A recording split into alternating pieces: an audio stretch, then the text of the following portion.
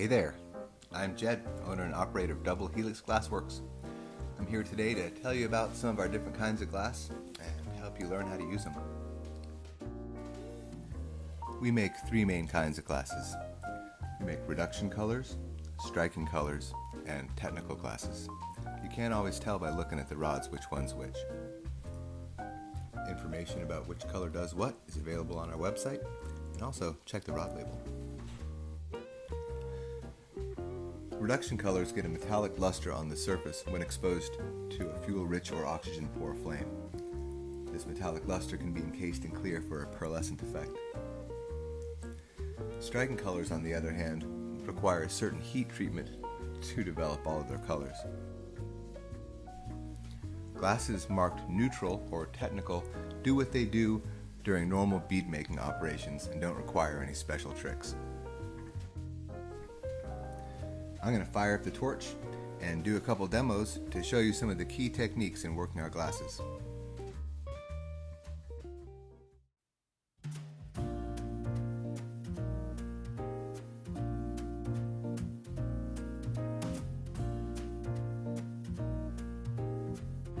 Reduction colors contain silver dissolved in the glass matrix as silver oxide. Upon exposure to a flame deficient in oxygen, the silver oxide gives up its oxygen to the flame, leaving behind a thin layer of metallic silver.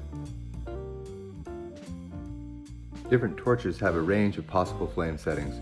Spend some time exploring the settings of your torch and get comfortable dialing them in. An oxidizing flame displays hollow areas inside the flame where excess oxygen displaces fuel. A neutral flame has an even balance of fuel and oxygen. Though a neutral flame is ideal, it is often simpler to adjust the torch to a slightly oxidizing setting.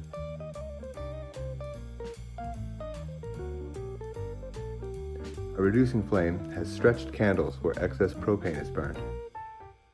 This is the kind of flame we'll use to develop a metallic luster. Most of our work will be done using a neutral flame unless otherwise indicated.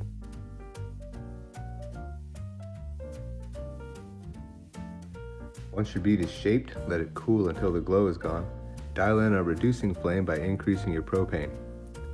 I'll adjust the camera so you can see the flame a little bit better. Now introduce the bead way out in the tip of that reducing flame for a few short exposures. Let the bead cool in between exposures so that it doesn't get too hot.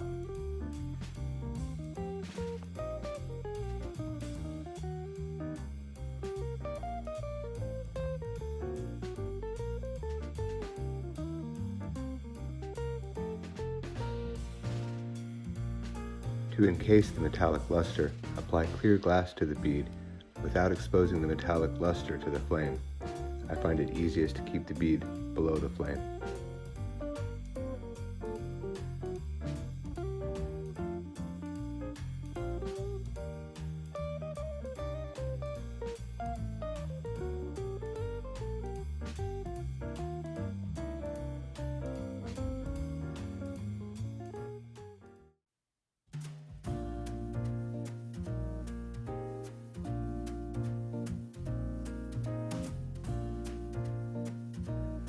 In striking colors, metals like silver, gold, or copper are dissolved in the glass. When the glass is cooled, then reheated, the metals form crystals inside the glass. As these crystals grow, they cause the glass to transmit and reflect different wavelengths of light. As the crystals grow, different colors are transmitted. Variations in glass microcomposition, the bead's thermal history, and the heat you've applied to it throughout the process all combine to create a polychromatic effect.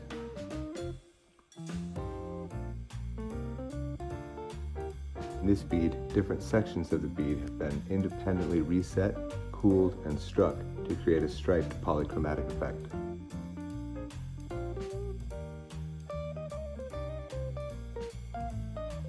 When the glass is heated above a certain temperature, the metals redissolve, yielding a clear glass. We refer to this process as the reset. The reset erases the thermal history of the glass, allowing the controlled, intentional growth of metal crystals. The visual cue for reset is transparency. Most striking colors will reset to a crystal clear color. The cooling cycle is a critical step in achieving repeatable color outcomes. If the reset glass is not allowed to cool before striking, the process does not yield the desired crystal growth.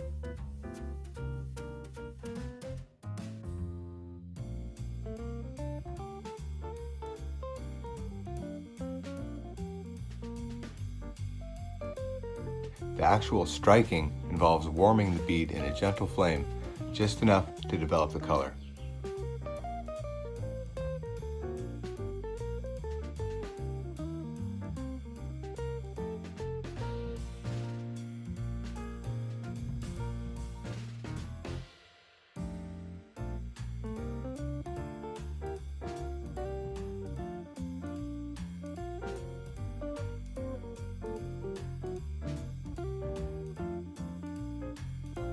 By controlling the reset, the cooling cycle, and the strike, you'll be able to control the color outcome of your striking glasses.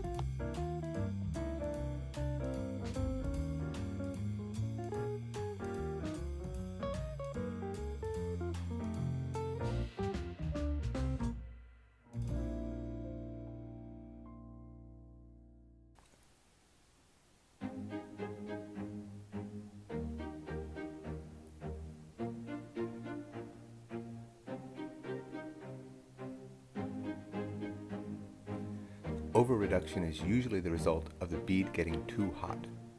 The way I keep the bead from getting too hot is by reducing way out at the very end of a reduction flame, out there. But I see people put the bead right in here. And almost every time, the bead comes out looking like this.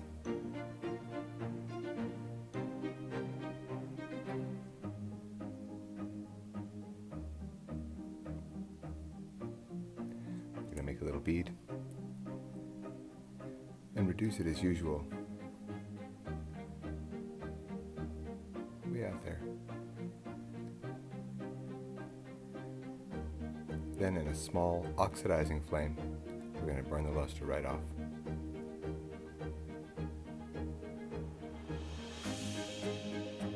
The same thing happens by accident when you're trying to put clear over the metallic luster. The flame hits the metallic luster, and off it goes. Unsatisfactory results.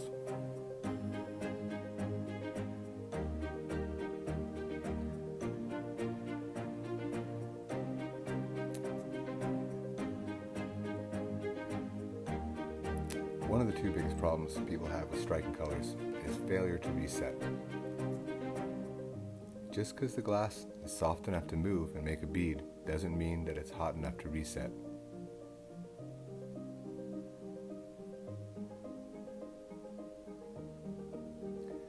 Even when I get real close to this little flame, it's still not resetting the glass.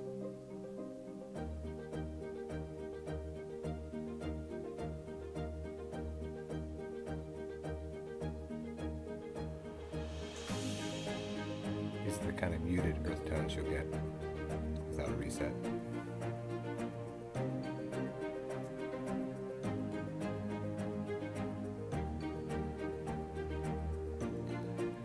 This bead started out good enough. It's got a nice reset there on the end. But then I went right back in without cooling. So that end of the bead keeps resetting over and over again.